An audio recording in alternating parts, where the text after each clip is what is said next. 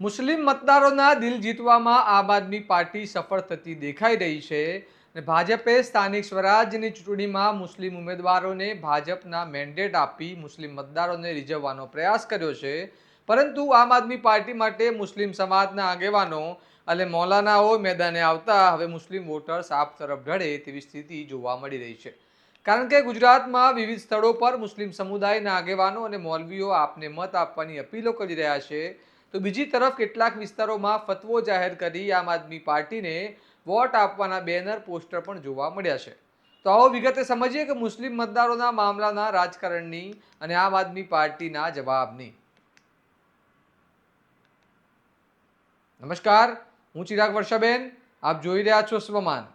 ગુજરાતની સ્થાનિક સ્વરાજ્યની ચૂંટણીના રાજકીય સમરાંગણમાં હવે પ્રચારનો સમય પૂર્ણ થયો છે. નેતાઓ આખરી સોગઠા ગોઠવવાના કામે લાગી ગયા છે, ત્યારે આમ આદમી પાર્ટીના સમર્થનમાં ગત રોજથી મુસ્લિમ સમાજના આગેવાનો અને મૌલવીઓ ઉતરી પડ્યા છે. વાત કરવામાં આવે મુસ્લિમ વોટ બેંકની, તો સ્થાનિક સ્વરાજમાં ભાજપે પણ મુસ્લિમ ઉમેદવારોને ઉતારીને સંદેશ આપવાનો પ્રયાસ કર્યો છે કે ધર્મની રાજનીતિ અમારો વિષય નથી. છતાં પણ આ કિમિયો નિષ્ફળ રહ્યો હોય તેમ આપને મત આપવા માટે વડોદરાના તાંદલજા વિસ્તારની મસ્જિદે રાફઈના મૌલવી સૈયદ મોહમ્મદ તોસીફની મુસ્લિમ મતદારો જોગ અપીલ સામે આવી રહી છે. ઉપરાંત અમદાવાદના સરખેજ વિસ્તારના ધાર્મિક આગેવાન યાસીન મિયા બગદાદીએ પણ એક વિડીયો જાહેર કરી આમ આદમી પાર્ટીને મત આપવાની અપીલ કરી છે.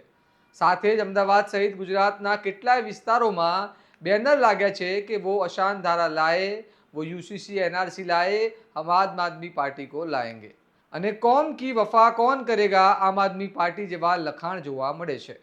સાથે જ વિવિધ વિસ્તારોમાં ફતવાએ મિલ્લતના સ્ટીકર્સ લાગ્યા છે, જેમાં ઇન્તખાબી પૈગામ કોમ કે નામના મથાળા નીચે આપને વોટ આપવા માટે જણાવવામાં આવ્યું છે. આ બધી બાબતો સૂચવી રહી છે કે આપ તરફ મુસ્લિમોનો ઝુકાવ વધારવા માટે કેટલાક પ્રયાસો થઈ રહ્યા છે. પહેલા મૌલવી સૈયદ તોસીફને સાંભળો, પછી નવા શરૂ થયેલા રાજકીય અધ્યાયની વાત કરીએ. જુમ્માના દિવસે આપણી કોમના તમામ બિરાદરોને અરજ કરવાની છે કે આપણી કોમના પક્ષમાં આપણી સાથે ઉભા રહેલા આમ આદમી પાર્ટીને જ વોટ કરવાનો છે. આમ આદમી પાર્ટીએ આપણી સાથે ઉભા રહી છે અને જે કાફીરો આપણી મસ્જિદો તોડે છે, આપણા વિસ્તારમાં બુલડોઝર ફેરવે છે, તેમના વિરોધ આપણે વોટિંગ કરવાનું છે અને આપણે આમ પાર્ટીને જ વોટ આપવાનો છે. આમ આદમી પાર્ટીએ આપણને જુબાની આપી છે કે તે આપણને રસ્તા પર નમાઝ પડવાની પરવાનગી આપશે, તે અસાનધારાને ખતમ કરશે. આમ આદમી સાથે આપણે ઉભા રહીને એ લોકોની સામે લડવાનું છે અને એ લોકો આમ આદમી પાર્ટી આપણને સમાન હક અપાવશે અને લોકશાહીનો સાચા અર્થમાં આપણને અમલ કરાવશે. તો આપણી કોમના બિરાદરોને અરજ છે કે આ રવિવારે આપણે આમ આદમી પાર્ટીને જ વોટ આપવાનો છે. આવી જ કઈ અપીલ અમદાવાદના સરખેજના ધાર્મિક આગેવાને કરી છે, એ પણ જુઓ.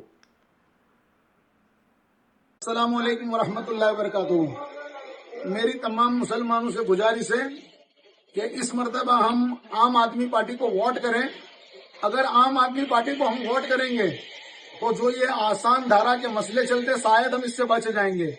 और जो हमारी दरगाहें तोड़ी जाती है, मसाजिद तोड़ी जाती है, हमारे धार्मिक स्थलों को तोड़ा जाता है।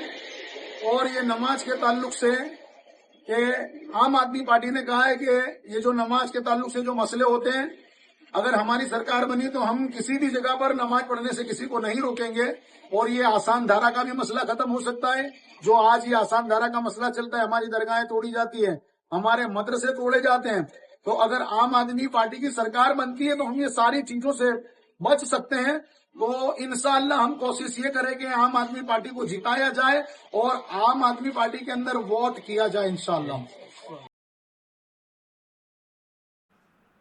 આ પહેલા પણ જ્યારે આપના મુસ્લિમ નેતાઓના ભાષણ વાયરલ થયા, જેમાં તેઓ મસ્જિદ નહીં તૂટે અને રસ્તા પર નમાઝ પડવા મળશે તેવી વાત કરતા જોવા મળ્યા હતા, ત્યારે નાયબ મુખ્યમંત્રી હર્ષ સંઘવીએ બરોબરના અકળાયા હતા તેઓ, અને તેમને જવાબ આપ્યો છે તે પણ જુઓ.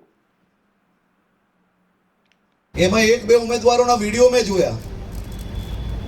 એમાં આમ આદમી પાર્ટીની એક મહિલા ઉમેદવાર એમ કહે છે कि आम आदमी पार्टी की अगर सरकार आ गई तो हम कोई भी सड़कों में भले कितना भी तकलीफ वाला हो ना एक भी मस्जिद गिराने लेंगे, ना ही कोई मजार गिराने लेंगे।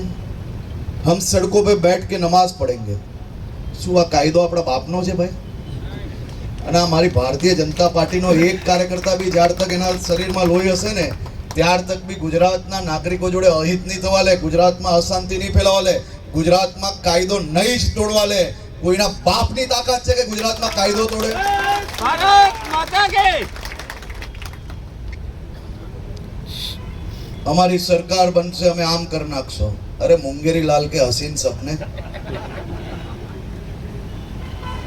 तो बताओ, सांभळ्यो वीडियो હે? સપના જોયા કેવા છે? હા, તો પુના ગામમાં બી કઈ બનાવવાની નક્કી કરી છે લોકોએ કે નહીં કઈ? ભાગ પડ્યા હે?